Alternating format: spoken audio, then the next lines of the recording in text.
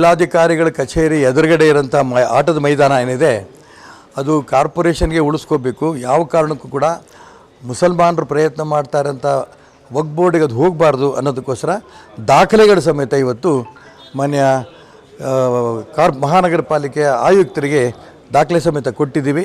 ಅವರು ಅದನ್ನು ಪರಿಶೀಲನೆ ಮಾಡಿಬಿಟ್ಟು ಇದು ಉಳಿಸೋಂಥ ಪ್ರಯತ್ನ ಮಾಡೋ ದಿಕ್ಕಿನಲ್ಲಿ ಗಮನಿಸ್ತೀನಿ ಅಂತ ಅಂಶ ಕೂಡ ಹೇಳಿದ್ದಾರೆ. ಎರಡನೇದು ಬಹಳ ಮುಖ್ಯದ್ದು ಮತ್ತು ಸಂತೋಷದ್ದು ಅಂತಂದರೆ ಜಗದ್ಗುರು ಪಂಚಪೀಠಾಧೀಶ್ವರರ ದಿವ್ಯ ಸಾನ್ನಿಧ್ಯದಲ್ಲಿ ವೀರಶೈವ ಪೀಠಾಚಾರ್ಯರ ಹಾಗೂ ಶಿವಾಚಾರ್ಯರ ಶೃಂಗ ಸಮ್ಮೇಳನ. ಈ 5 ಜನ ಸ್ವಾಮೀಜಿಗಳು ಪಂಚಪೀಠ ಸ್ವಾಮಿಗಳು 16 ವರ್ಷದಿಂದ ಒಟ್ಟಿಗೆ ಇರಲಿಲ್ಲ. ಅವರು ಈ ಮೊನ್ನೆ ಎಲ್ಲ ಒಟ್ಟಿಗೆ ಕೂತು ಚರ್ಚೆ ಮಾಡಿ ತೀರ್ಮಾನ ಮಾಡಿ ನಾನು 5 ಜನ ಸ್ವಾಮಿಗಳ ಹತ್ರ ಮಾತಾಡ್ತಾ ಇದ್ದೆ. ನೀವು ಇಡೀ ಸಮಾಜಕ್ಕೆ ನೀವು ಮಾರ್ಗದರ್ಶನ ಮಾಡೋರು, ನಿಮ್ಮ ಆಶೀರ್ವಾದ ತೊಗೊಳ್ತಿರೋರು ನಾವು, ನೀವು ಒಟ್ಟಾಗಿ ನಮಗೆ ಆಶೀರ್ವಾದ ಮಾಡಿದ್ರೆ ತುಂಬ ಚೆನ್ನಾಗಿರುತ್ತೆ, ನೀವು ಒಟ್ಟಾಗಬೇಕು ಅಂತ 5 ಜನರ ಹತ್ರ ನಾನು ಖಾಸಗಿಯಾಗಿ ಮಾತಾಡ್ತಾ ಇದ್ದೆ. ಬರುತ್ತಪ್ಪ ಕಾಲ ಅಂತ ಹೇಳ್ತಾಯಿದ್ರು ಅವರಲ್ಲೂ. ಆ ದಿಕ್ಕಲ್ಲಿ ಇವತ್ತನೇ ತಾರೀಕು ಇವತ್ತು ದಾವಣಗೆರೆಯಲ್ಲಿ ಪಂಚಪೀಠದ ಎಲ್ಲ ಸ್ವಾಮಿಗಳು ಸೇರ್ತಾ ಇರೋದು ತುಂಬ ಸಂತೋಷ. 16 ವರ್ಷದ ನಂತರ ಅವರೆಲ್ಲರೂ ಸೇರ್ತಾ ಇದ್ದಾರೆ. ಹಿಂದೂ ಸಮಾಜಕ್ಕೆ ಮಾರ್ಗದರ್ಶನ ಮಾಡೋದಕ್ಕೆ ಅವ್ರು ಒಟ್ಟಾಗಿರೋದು ನಮಗೆ ತುಂಬ ಸಂತೋಷ. ಇದೇ ರೀತಿ ಇನ್ನು ಇಲ್ಲೊಂದು ಸಮಾಜದಲ್ಲೂ ಕೂಡ ಸ್ವಾಮಿಗಳಲ್ಲೇ ಒಡಕಿದೆ. ಆ ಒಡಕನ್ನು ಬಿಟ್ಟು ಅವರೆಲ್ಲ ಒಟ್ಟಾಗಿ ನಮಗೆ ಮಾರ್ಗದರ್ಶನ ಮಾಡಲಿ ಅಂತೇಳಿ ಅವ್ರಿಗೂ ನಾನು ಪ್ರಾರ್ಥನೆ ಮಾಡ್ತೇನೆ. ಇವತ್ತು ಈ ಪಂಚಪೀಠದ 5 ಜನ ಸ್ವಾಮಿಗಳು ಒಟ್ಟಿಗೆ ಸೇರ್ಕೊಂಡಿರೋದು ತುಂಬ ಸಂತೋಷ. ಅವರ ಪ್ರಯತ್ನಕ್ಕೆ ಮುಂದೆ ಬರೋಂಥ ದಿನ ಇಡೀ ಹಿಂದೂ ಸಮಾಜ ಅವ್ರ ಜೊತೆ ನಾವು ಇರ್ತೀವಿ ಅನ್ನೋಂಥ ಮಾತನ್ನು ಈ ಸಂದರ್ಭದಲ್ಲಿ ಹೇಳ್ತೀನಿ. ಇದು ಮೊದಲನೇದು.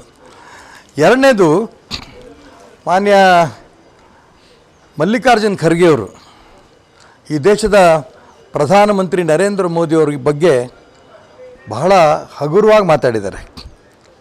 ಪ್ರಧಾನಮಂತ್ರಿಯವರು ಬೊಗಳಿದ್ದಾರೆ ಅನ್ನೋಂಥ ಮಾತುಗಳು ಹೇಳ್ತಿದ್ದಾರೆ. ಅವ್ರ ಮಗ ಪ್ರಿಯಾಂಕಾ ಖರ್ಗೆ ಈ ರೀತಿ ಬೊಗಳಂಥ ಮಾತುಗಳಾಡಿದರೆ ಅದಕ್ಕೆ ಯೋಗ್ಯ ಅವನು.